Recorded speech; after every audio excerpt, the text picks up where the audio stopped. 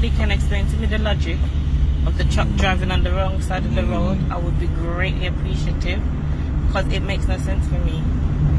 Like, every time a car comes, you need to come out of the way. So why do it? Like, it makes no sense. Just go over. So what do you man? This don't make no sense. Yeah, it's a distance from it.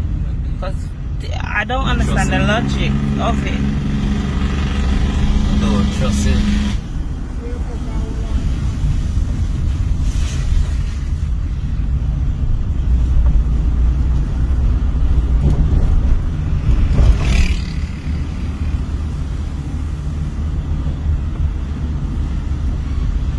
I'm back over this again. I tired and him just do a thing? Or what?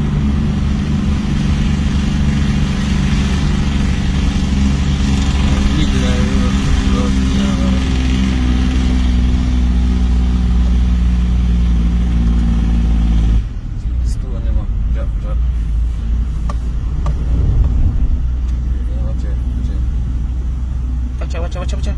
Hey! The